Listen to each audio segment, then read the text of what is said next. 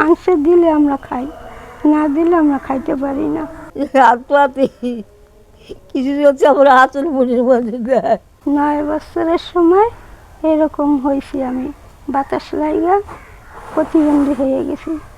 আমার আম্মু গাড়িতে করে নিয়ে বেড়াতো, আমাকে নিয়ে কষ্ট করে গাড়িতে করে বেড়াইতো, এই দিয়ে চলতাম। এই 5 বছর ধরে আমার মা কোথাও যাইতে পারে না, সে স্টপ করছে। স্টপ করার পরের থেকে কোথাও বাইরেতে পারে না।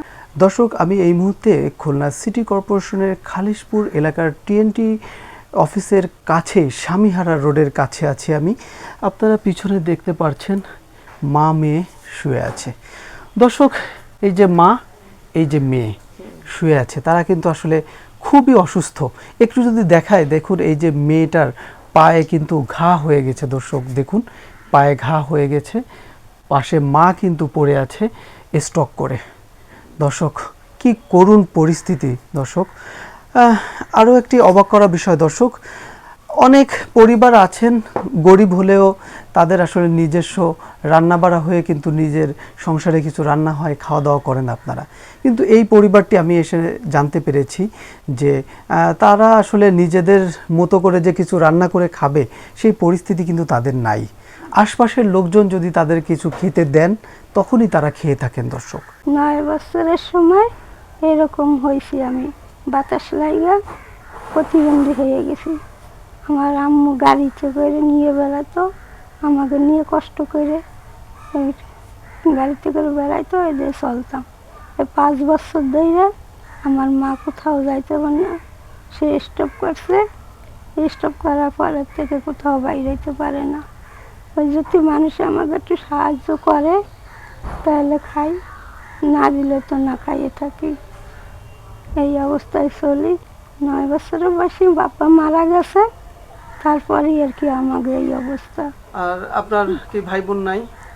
ভাই 2 জন আছে, হ্যাঁ 2 জন জিজ্ঞেস করে না কেউই। হ্যাঁ গাড়ি চালাইয়া খায়, দেশের বাড়ি থাকে। আপনার বা আপনার মা কোনো খোঁজ খবর কি আসলে তারা কি নেয় না? না, মোটেই নেয় না। কখনো কি একটু ফোন করে খবর নেয় না? যদি মনে চায় আপনি কথাবার্তা বলে, না হলে নাই। ওই 6 বছর পর একবার একটু কইলো কথা, নাহলে না কইলো। এইভাবে এটা মানে টাকা পয়সা দিয়ে কোনো সম্পর্ক নেই, তাদের সাথে আমাকে কোনো সম্পর্ক নাই। ওই মানুষের যদি সাহায্য করে তাই চলি। এই যে ঘর ভাড়া দিই, কারেন্ট বিল, পানির বিল দিই, তারপরে যে কাজ করে। এখন তো আমার আম্মু কিছুই করতে পারে না, গাড়ি ছিল গাড়িতে করে নিয়ে বেড়াতো। আর মা অসুস্থ হয়ে পড়লো, আর যাইতে পারে না, কিভাবে চলবো? কি হয়েছে আপনার মার? আমার মা স্টপ করছে, বেরোন স্টপ করে আর কি 5 বছর ধরে ঘরে পড়ে রয়েছে। তার ওষুধ পানিও খাওয়াইতে পারি না ঠিক করে। যে ওষুধ খাওয়াই তাতে নর্মাল, এতে কোনো কাজ করে না। সে আবল তাবল করে, কি করবো? এখন আল্লাহ বানাইছে গরিব, কোনো আনে যাইতে পারে না, বাইরেও জিজ্ঞেস করে না, খাওয়ান পরন দেয় না, কি করবো? আমরা শুনেছি যে আসলে অনেক সংসারে তো রান্না বাড়া হয়, খাওয়া দাওয়া হয়, টাকা পয়সা কম থাকলেও, কিন্তু আপনাদের এরকম অবস্থা নাই। আপনারা পাশের বাড়ির থেকে যদি আশপাশের লোক কিছু খেতে দেয় তখনই আপনারা খান। বিষয়টা কি আসলে? হ্যাঁ সত্যি, এটা সত্যি কথাই ভাইয়া, এটা মিথ্যে কথা না। ওই মাংস বললাম না, মাংস দিলে আমরা খাই, না দিলে আমরা খাইতে পারি না। 5 বছরের মতো সময় আপনারা আসলে এই যে ঘরের ভিতর আপনারা রয়েছেন, আপনার আশপাশের লোকজনরা আপনাদের সাহায্য সহযোগিতা করে, তো আসলে এই 5 বছরে কি আপনাদের এলাকার লোকজনই কি আপনাদেরকে খাবার দিয়ে যায় যখন তখন আপনারা খান? হ্যাঁ ভাইয়া, ওই তখনই খাই। বিশ্বাস করবেন না আপনারা, যারা আশেপাশে থাকে তারাই তো, তাকে মায়া লাগে তারা দিয়ে যায়।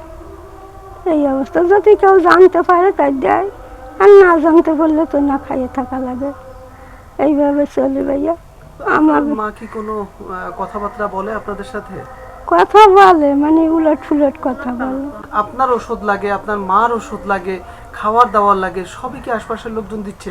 হ্যাঁ ভাইয়া, ওই বললাম না, যদি দেয় তাই, আর না দিলে নাই।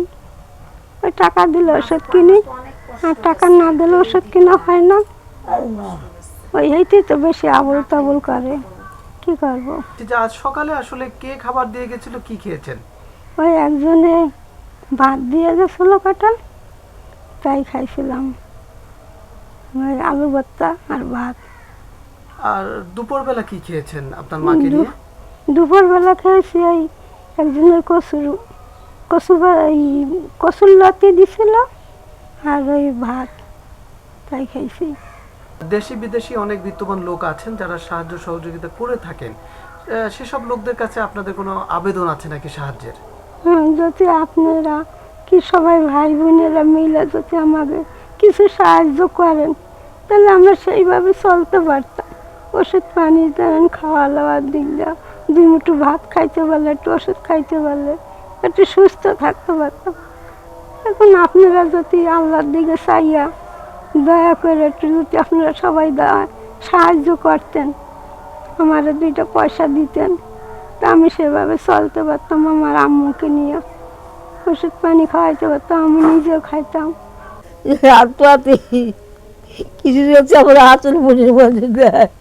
আপা, এই যে আপনার পাশে আসলে মা মেয়ে শুয়ে আছে অসুস্থ হয়ে, এই যে খুব করুণ পরিস্থিতি, অসুস্থ হয়ে আসলে তারা কিন্তু বিছানায় শুয়ে রয়েছে, তো আসলে কি অবস্থা এই মা মেয়ের এই পরিবারটা? এদের তো অনেক বছর ধরে এরা খুব খারাপ অবস্থা। আমরা আশেপাশে থাকি, আমরা মাঝে মধ্যে একটু এসে দেখি, যা হয় আমাদের তৈফিক মতো আমরা একটু সহযোগিতা করি। এছাড়া তো আমরা যদি না দেখি তো এদের তো আর দেখার মতো কেউ নেই।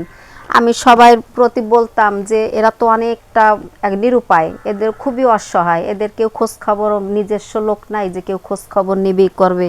সবাই যদি বিদেশে কত সহযোগিতা, কত কিছুই তো মানুষ মানুষকে দেয় আসছে, কত এজেন্ট, আপনারা যদি কারোর মাধ্যমে একটু সাহায্য করতে পারেন সবাই মিলে, আপনি হন আর একজন হন, যেই হন, আমি চাই যে সবাই মিলে এনাদেরকে, এই অসহায় 2টা মানুষ প্রতিবন্ধী, এরা খুবই অসহায়, যেহেতু এদের তো কেউ নাই দেখার মতো, সবাই মিলে যদি এদের পাশে একটু এগিয়ে আসে, একটু সাহায্য সহযোগিতা করে, সেটা দিয়ে হয়তো বা মা মেয়ে একটু খেয়ে দিয়ে বাঁচতে পারবে। একটু আগে কথা বলেছি, তাদের ভাই আছে 2জন, বাবা মারা গেছেন, তো আসলে আপনাদের জানা মতো আসলে কি তারা 2 ভাই কি খোঁজ খবর নেই? না, আমাদের জানা মতো আমরা কোনোদিন তাদের দেখিও নি, আর আমাদের তো জানি যে নাই, কারণ আমরা কখনো কাউকে দেখি না।